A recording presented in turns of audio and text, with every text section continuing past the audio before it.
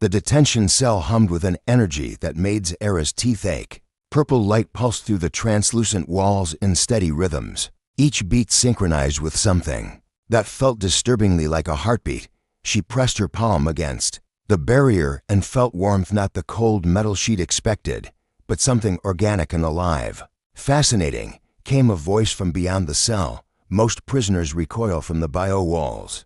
You're the first to embrace them. Zara turned toward the speaker, her breath catching despite herself. The being that materialized through the cell wall moved like liquid starlight, his form tall and graceful with skin that seemed to shift between deep purple and silver, depending on the angle of light.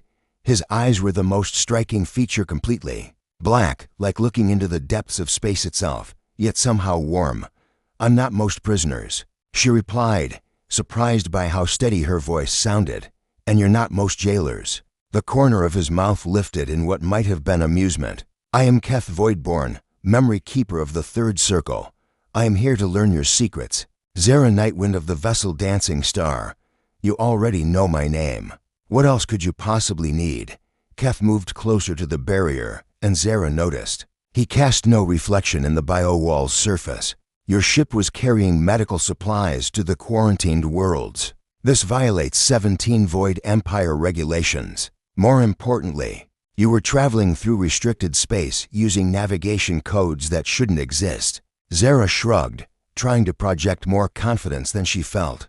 Maybe I'm just really good at math, or maybe, Keth said, his voice dropping to barely above a whisper, you have connections within our own fleet. Someone gave you those codes, Zara Nightwind.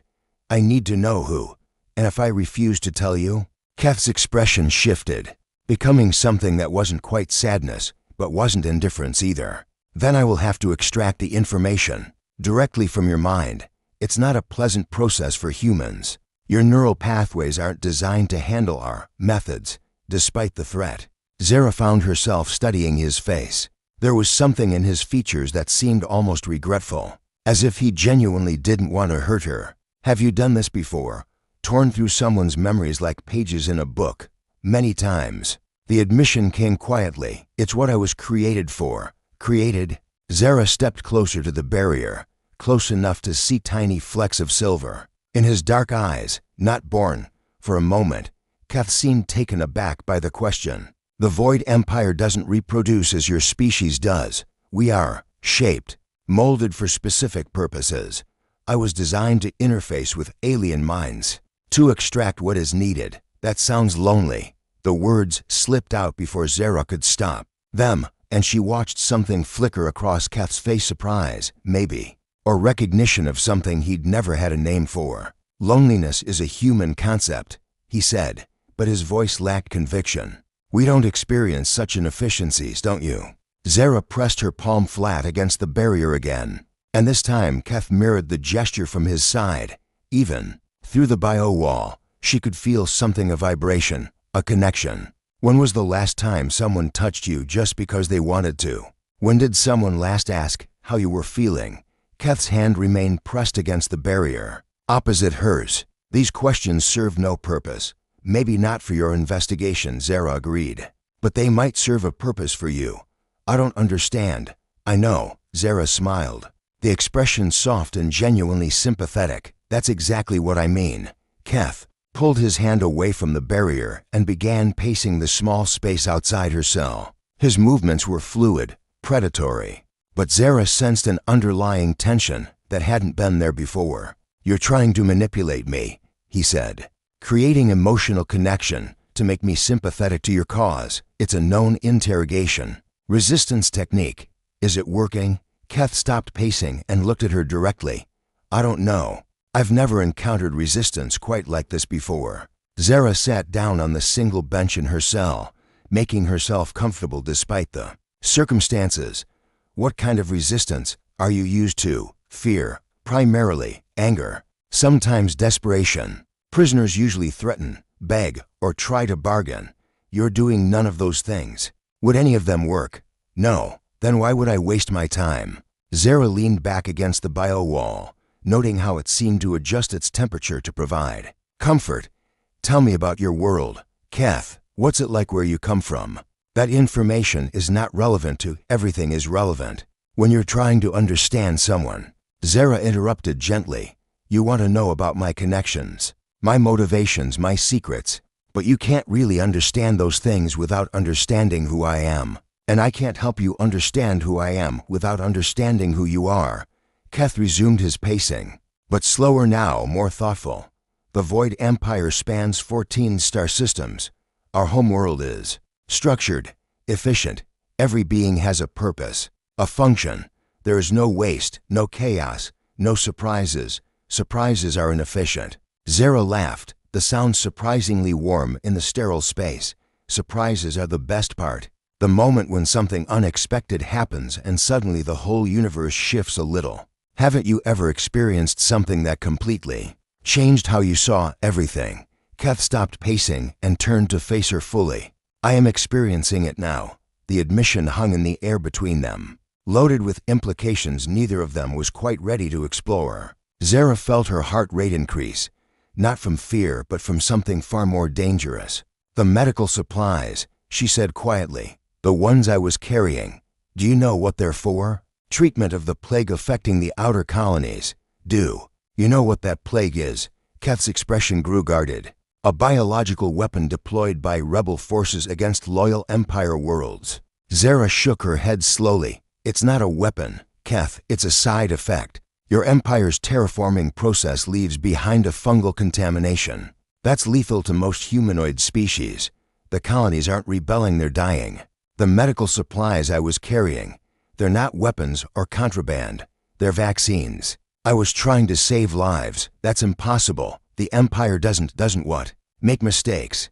Cause unintended harm. Zara stood up, moving close to the barrier again. When was the last time you questioned an order, Keth? When did you last ask whether what you were doing was right instead of just whether it was efficient? Keth's reflection might not have shown in the bio wall, but Zara could see the conflict playing out across his features, as clearly as if it were written in starlight. I don't question, he said finally. It's not what I was made for. But you could. Zara said softly. You could choose to question. You could choose to think for yourself instead of just following programming. And then what would I be? The question came out raw, vulnerable in a way that made Zara's chest tighten with unexpected emotion. Then you'd be free, she whispered. You'd be yourself. Keth stared at her through the barrier for a long moment, his dark eyes reflecting depth she was only beginning to understand. When he finally spoke, his voice was barely audible. I don't know who that is. Then maybe, Zara said, reaching out to press her palm against the barrier once more. It's time to find out. The memory extraction chamber was unlike anything Zara had ever imagined. Crystalline formations jutted from walls that seemed to breathe with their own rhythm, and streams of luminescent energy flowed through channels carved into the floor like veins of liquid light. At the center sat a chair that looked more grown than built, its surface covered in neural interfaces that pulsed with anticipation. The process will be easier if you don't resist, Keth said, his voice carrying a note of something that might have been apology. He moved around the chamber with practiced efficiency, activating systems that hummed to life with ethereal tones. Fighting the connection only increases the discomfort. Zara settled into the chair, surprised by how it molded itself to her body. Have you ever wondered what it feels like from the side? Keth paused in his preparations. The experience of the subject is irrelevant to the extraction process, is it? Zara watched as delicate filaments of energy began to weave around her temples. You're about to dive into my memories, experience my thoughts and feelings. How can you understand what you're seeing without understanding what it felt like to live it? I extract information, not experience, Keth replied, but his tone suggested uncertainty. The first tendrils of his consciousness touched hers, and Zara gasped at the contact. It was like being touched by starlight, cool, electric, and impossibly vast. She could feel his surprise at the connection, the way her mind opened to his, not with resistance, but with curiosity. Show me, his voice whispered directly into her thoughts. Instead of hiding her memories, Zara did the opposite. She shared freely, starting with her most treasured recollections. The first memory she offered was of Earth's sunrise, as seen from orbit the way the light crept across continents, painting clouds in shades of gold and rose that had no names. Through their connection, she felt Keth's shock at the beauty of it. His people's worlds were efficient, structured, but they had never created anything simply because it was beautiful. The concept was foreign to him, yet she sensed his hunger for more. "Why show me this?" he asked, his mental voice softer now. "Because it's important," Zara replied. "Because beauty matters, even when it serves no practical purpose." She shared more: the sound of rain on windows during lazy afternoons, the feeling of sand between her toes on remote beaches, the way her grandmother's hands had felt when teaching her to braid her hair as a child. Each memory carried with it not just the visual or auditory information, but the emotions attached: joy, peace, love, wonder. Keth's presence in her mind grew more intense as he absorbed these experiences. She could feel him, struggling to categorize emotions he'd never felt, trying to understand sensations his people had been bred to eliminate. "This feeling," he said, focusing on a memory of Zara laughing with friends around a campfire. "What is it called?" "Belonging," Zara answered.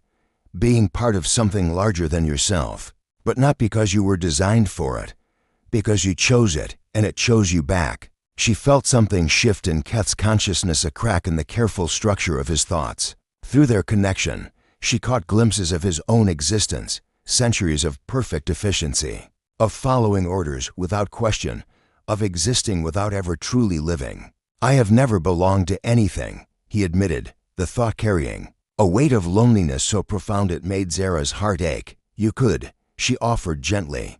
"You could choose to belong to something, to someone." Keth's mental presence recoiled slightly. "But he didn't break the connection.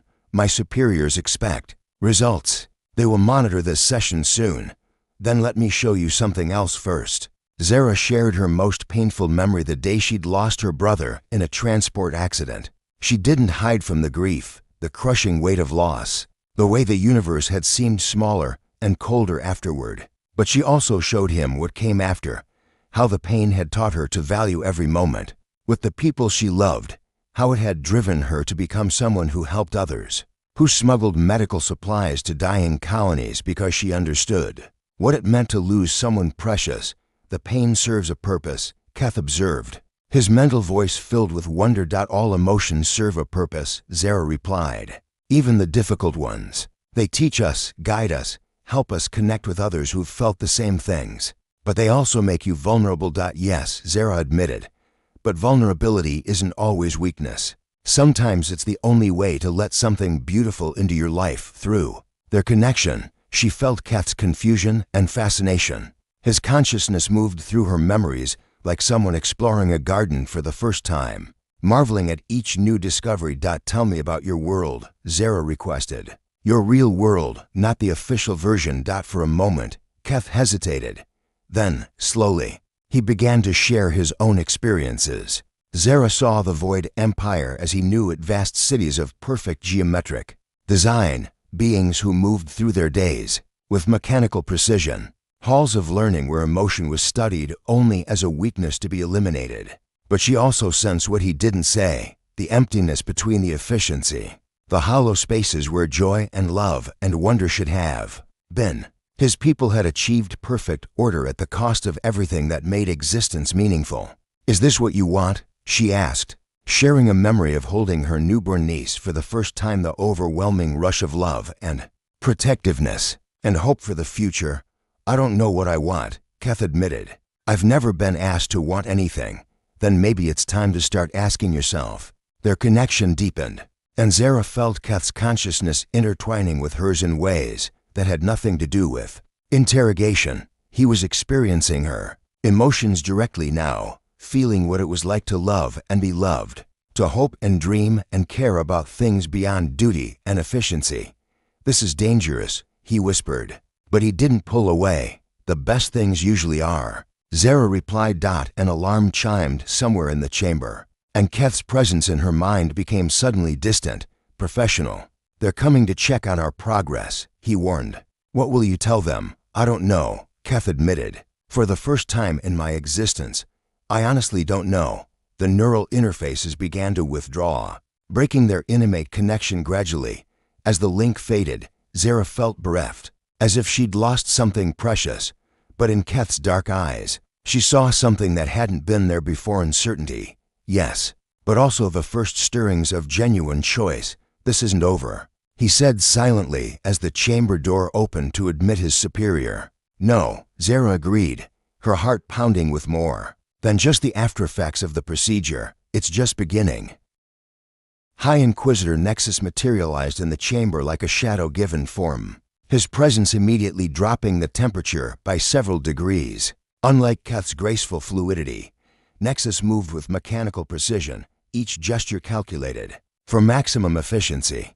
His eyes held no warmth at all, they were voids within voids, reflecting nothing back. "Report," Nexus commanded, his voice carrying harmonics that made the crystalline walls resonate unpleasantly. Keth straightened, falling into formal posture, but Zara noticed the slight tremor in his hands as he manipulated the extraction equipment. "The subject has shown unusual resistance to standard protocols. Her neural pathways are complex." Complex, Nexus moved closer to examine the readouts, his form casting no shadow despite the chamber's bright illumination. "Define complex." "Her memories are heavily interconnected through emotional associations. Extracting tactical information without triggering these emotional networks has proven challenging." Zara watched this exchange with growing understanding. Keth was protecting her, buying time, but she could see the strain it was causing him. Through their connection, she'd learned enough about Void Empire hierarchy to know that questioning a superior's orders was not just forbidden, it was literally unthinkable for most of their kind. "Perhaps," Nexus said, his attention shifting to Zara, "a more direct approach is warranted. We have other memory keepers whose methods are less refined." "That won't be necessary," Keth said quickly. "I'm making progress." The human responds better to gradual extraction than forced intrusion. Nexus studied Keth with those terrible empty eyes. "You seem to have developed opinions about the most effective interrogation methods. This is unusual for you, memory keeper Voidborn." "I'm adapting my techniques to achieve better results," Keth replied. But Zara could hear the uncertainty creeping into his voice. "Adaptation suggests individual thinking. Individual thinking suggests potential compromise." Nexus moved closer to Keth, and Zara felt an almost physical chill emanating from the Inquisitor. "Perhaps you require recalibration." "That won't be necessary," Keth said, more firmly this time. "I can complete the extraction within the required time frame." Nexus was silent for a long moment, and Zara held her breath. Finally, the Inquisitor nodded once. "You have 6 more hours. If you fail to produce results, both you and the subject will be transferred to deep extraction protocols." After Nexus departed, the chamber felt almost warm by comparison. Keth stood motionless for several minutes, staring at the space where his superior had been. "Deep extraction," Zara said quietly. "That sounds ominous." Keth turned to her, and she was startled by the raw emotion she saw in his usually composed features. "It's a complete neural breakdown. They essentially dissolve your consciousness and sift through the remains for useful information. And what happens to you? The same. If they determine I've been compromised." Keth moved closer to her chair, his voice dropping to barely above a whisper. "I think I may have been. Compromised how?" Instead of answering directly, Keth reached out and touched the neural interface controls.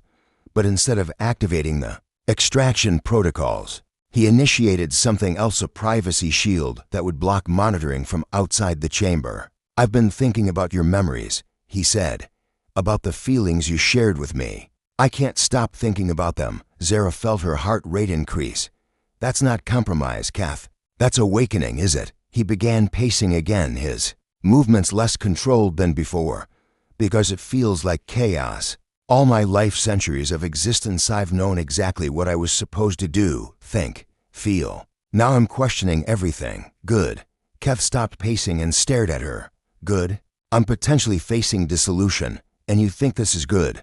"I think," Zara said carefully, "that for the first time in your existence, you're alive, really, truly alive. And yes, that's scary, but it's also wonderful." "I don't understand wonderful," Keth said, but his voice carried a longing that contradicted his words. Then let me show you.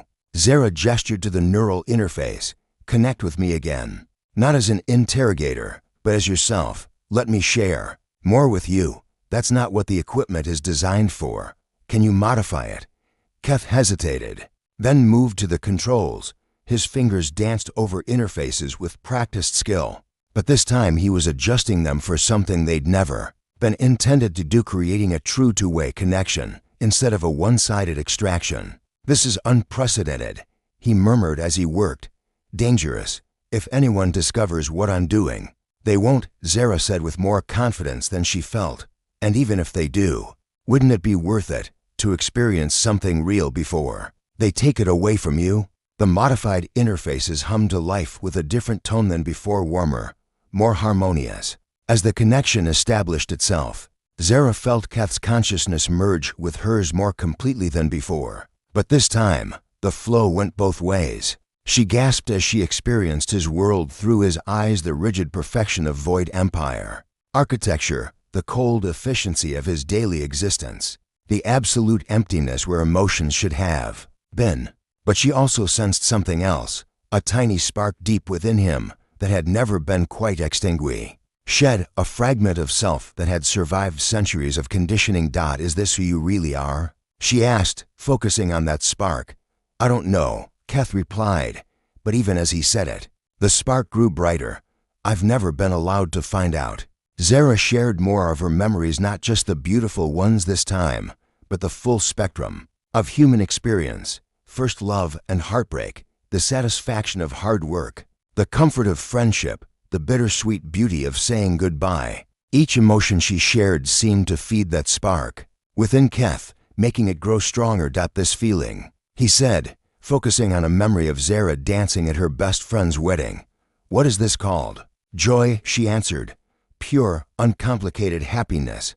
I want to feel it, Keth admitted, and the raw honesty in the thought took Zara's breath away. Not just experience it through your memories, but feel it myself. You can, Zara replied. You're feeling it right now, that warmth spreading through your consciousness. That's joy, Keth, your joy. Through their connection, she felt his wonder and disbelief as he recognized the emotion for what it was. For the first time in his existence, Keth Voidborn was experiencing genuine happiness. It's inefficient, he said, but there was laughter in the thought. Gloriously so.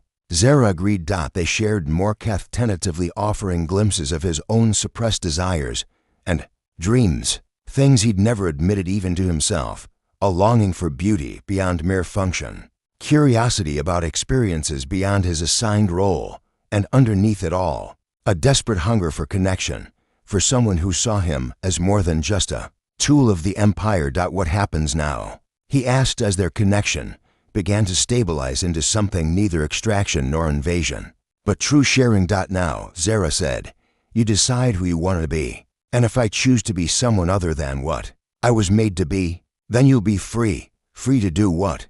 Zara's answer came not in words, but in a memory, the moment she'd first seen stars. From the bridge of her own ship, the infinite possibilities stretching out before her, the knowledge that she could go anywhere, be anything, choose her own path through the galaxy. Free to live, she whispered.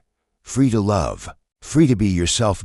In the depths of their shared consciousness, she felt something shift in Keth, a fundamental change, as ancient conditioning gave way to genuine choice. When he spoke again, his mental voice carried a strength and certainty that hadn't been there before. Then I choose freedom, he said. I choose you.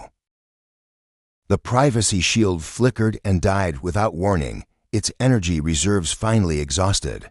Keth immediately began disconnecting the neural interfaces, but not before Zara caught a flash of panic in his thoughts through their fading connection. Someone's coming, he said, his voice tight with barely controlled fear. Multiple signals approaching the chamber. Zara sat up in the chair, her mind still reeling from the depth of connection they'd shared. Your superior, worse, a full inquisition. Council. Keth's hands moved frantically over the controls, trying to reset the equipment to look like a standard extraction had been taking place. They only convene when they suspect deep compromise. The chamber doors dilated open, and 5 figures glided in with the terrible grace of apex predators.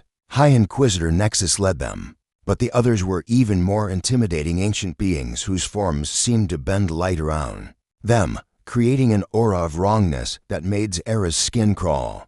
Memory Keeper Voidborn, Nexus announced formally. You stand accused of cognitive deviation and potential consciousness contamination.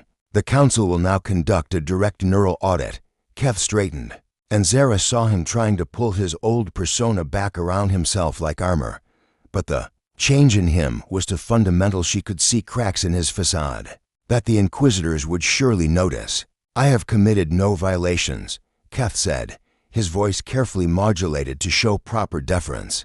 The extraction is proceeding according to protocol. One of the other Inquisitors, a being whose face seemed to shift between different geometric patterns, stepped forward. Then you will have no objection to immediate verification of your neural integrity. Before Keth could respond, tendrils of dark energy shot out from all 5 Inquisitors, wrapping around his head like chains made of shadow. Keth gasped, his body going rigid as they began their invasion of his mind through the residual connection she still shared with him. Zara felt echoes of what they were doing tearing through his consciousness with surgical precision, searching for any sign of compromise or independent thought. She could feel Keth trying desperately to hide what had happened between them, to construct false memories that would satisfy their probe.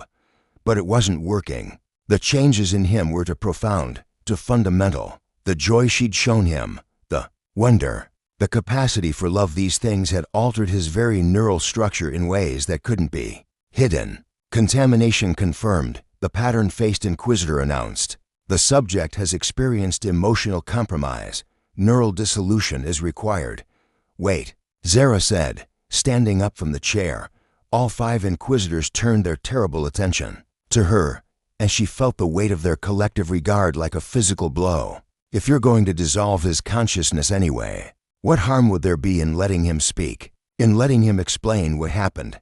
Nexus tilted his head, studying her with those void-like eyes. You believe his explanation would be relevant? I believe, Zara said, forcing her voice to remain steady, that even your empire values understanding over blind reaction. If Keth has been compromised, don't you want to know how? So you can prevent it from happening to others. It was a desperate gambit, but she saw several of the Inquisitors exchange glances. Whatever else they were still beings who valued information and understanding, even if only for practical purposes. Very well, Nexus said finally. Memory Keeper Voidborn, you may explain the nature of your contamination before dissolution proceeds. The shadow tendrils withdrew from Keth's mind, and he stumbled, nearly falling before catching himself against the chamber wall. When he looked up, his eyes found Zara's, and she saw something in them that made her heart race, not fear for himself, but fierce protectiveness for her. I have not been contaminated, Keth said, his voice growing stronger with each word. I have been awakened. The temperature in the chamber dropped another several degrees. Explain this awakening, Nexus commanded. Keth straightened to his full height, and Zara saw him make a choice that would define the rest of whatever existence he had left. For centuries, I have performed my function without question. I extracted information, filed reports, moved on to the next subject. I never considered what I was destroying in the process, not just information, but consciousness itself, lives, dreams, the very essence of what makes existence meaningful. These considerations are irrelevant to your function, the pattern-faced Inquisitor interjected. Are they? Keth asked, and Zara heard something dangerous in his voice, the sound of someone who had found something worth fighting for. Because I've discovered that understanding consciousness requires experiencing it, and experiencing it has shown me that our empire's greatest achievement, the elimination of emotion, is also our greatest failure. Emotion is weakness, Nexus stated flatly. No, Keth replied, his voice carrying new conviction. Emotion is strength, it's connection. It's the reason beings choose to fight, to sacrifice, to build something greater than themselves. We've created an empire of perfect efficiency, but we've forgotten why efficiency matters. What's the point of perfect order if there's no joy in it? What's the value of endless existence if you never truly live? Another Inquisitor, one whose form seemed to be composed entirely of crystalline structures, stepped forward. You speak of joy as if it were desirable. This confirms deep contamination, does it? Keth asked. Or does it confirm that I've finally learned what it means to be alive? He turned to face Zara fully, and she saw in his expression everything. They'd shared everything he'd discovered about himself through their connection. I choose her. He said simply, I choose love over duty, feeling over efficiency, chaos over order. I choose to be imperfect and alive rather than perfect and empty. The silence that followed was absolute.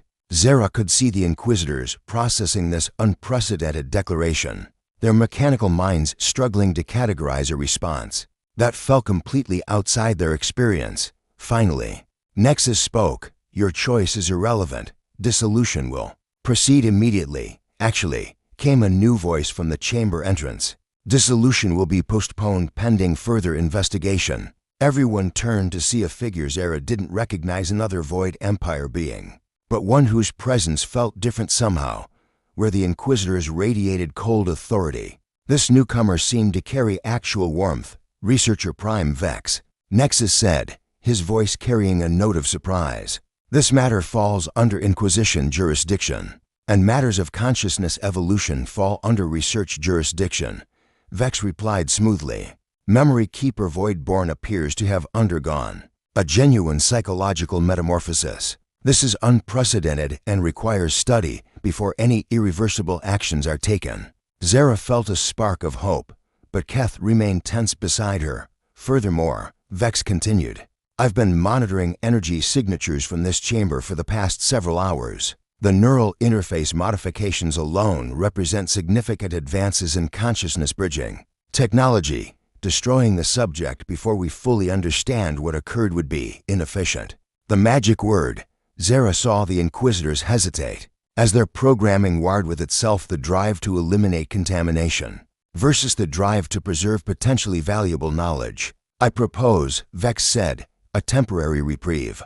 Transfer both subjects to research facilities for comprehensive study. If Memory Keeper Voidborn's condition proves containable and replicable, we may have discovered a new tool for intelligence gathering. If not, dissolution can proceed at a later date.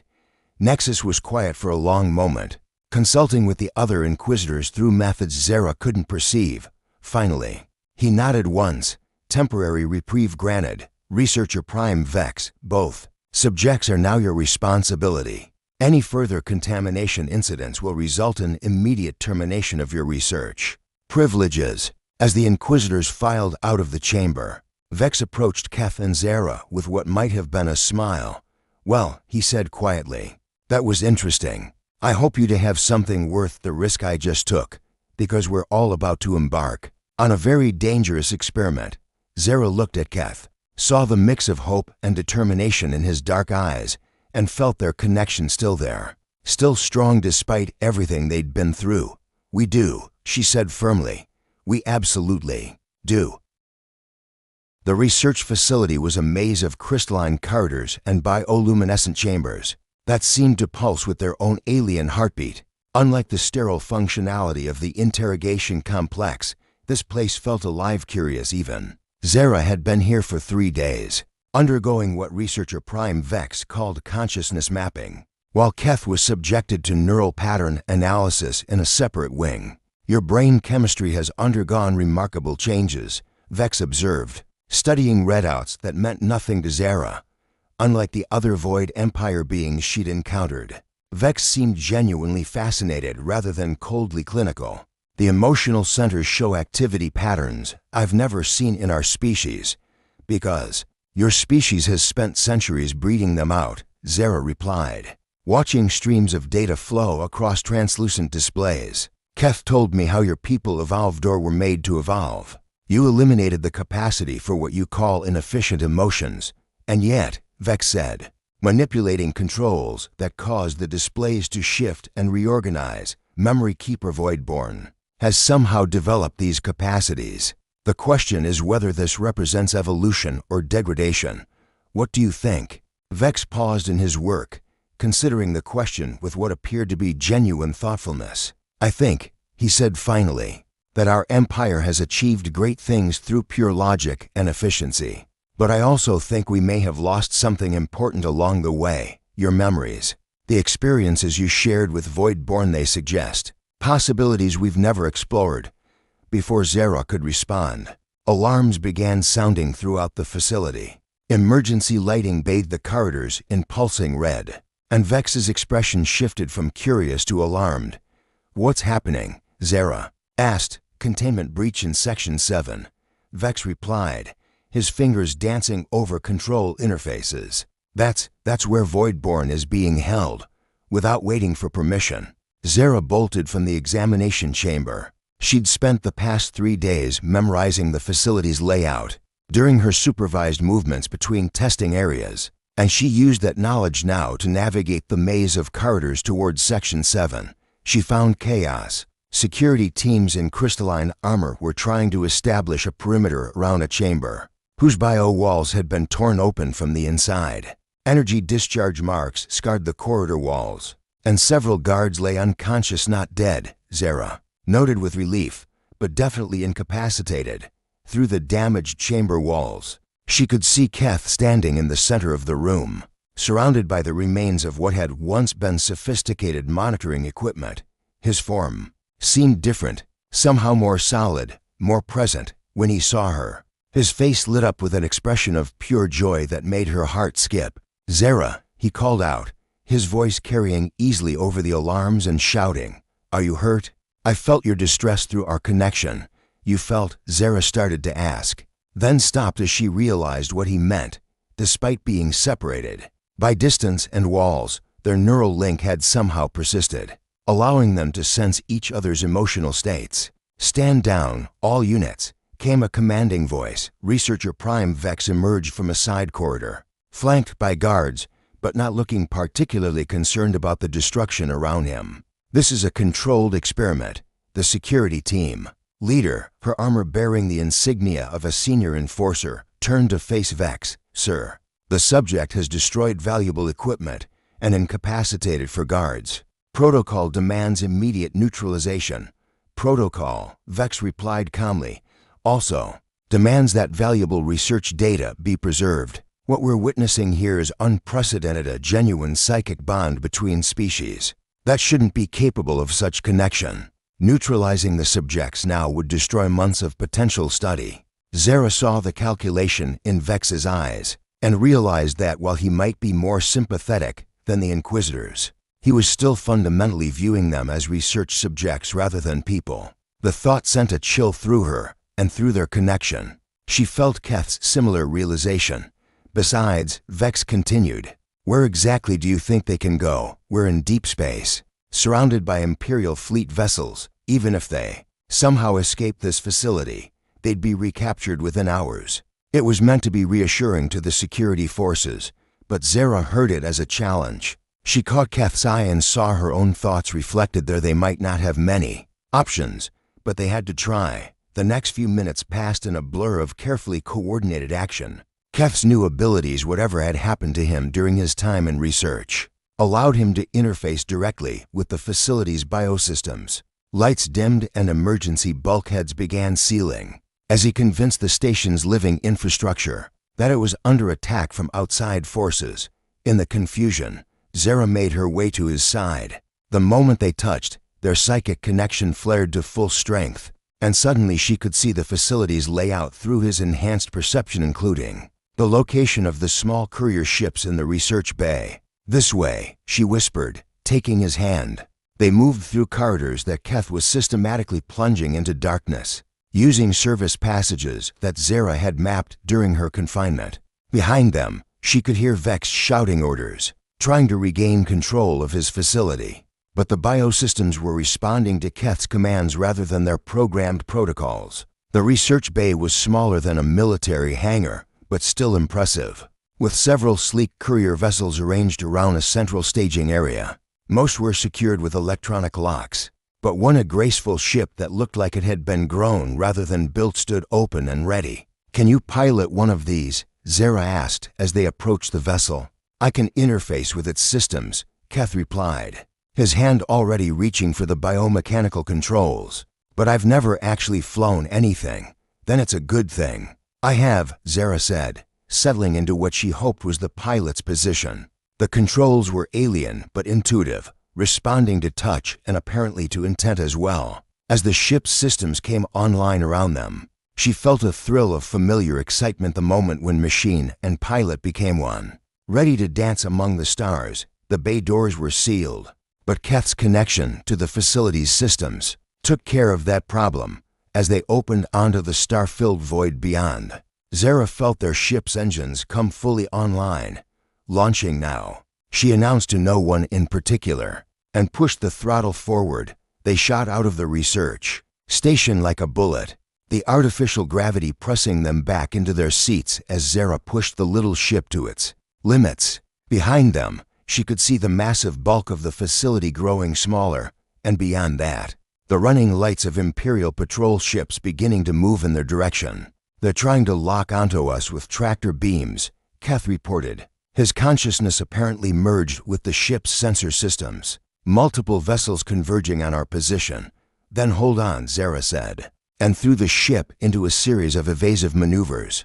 That would have been impossible in a conventional vessel, but this ship responded to thought as much as physical control, and with Keth's enhanced abilities supplementing her piloting skills, they danced between energy blasts and tractor beam projections like leaves in a whirlwind. "Jump coordinates?" Keth asked as they cleared the immediate danger zone. Zara smiled, remembering her earlier conversation with Marcus in the original story's inspiration. "I know a place," she said. "It's beyond both our territories, a world where refugees from a dozen species have built something new. They call it Haven." "Haven," Keth repeated, and through their connection, she felt his wonder at the concept of place defined not by efficiency or order, but by the simple desire to live free. As they jumped to hyperspace, leaving the Void Empire behind, Zara felt Keth's hand find hers. Their psychic connection had stabilized into something warm and permanent, a bond that distance couldn't break and authority couldn't sever. "What happens now?" he asked as stars streaked past their viewports. "Now," Zara replied, squeezing his hand, "we find out what it means to be free, together." "I love you," Keth said quietly, the words carrying the weight of discovery, someone who had never been allowed to feel love, finally understanding what it meant. "I love you too," Zara replied, and through their bond she felt his joy at those words, pure and uncomplicated and gloriously inefficient. Behind them lay the rigid perfection of the Void Empire, where emotions were weakness and individual choice was forbidden.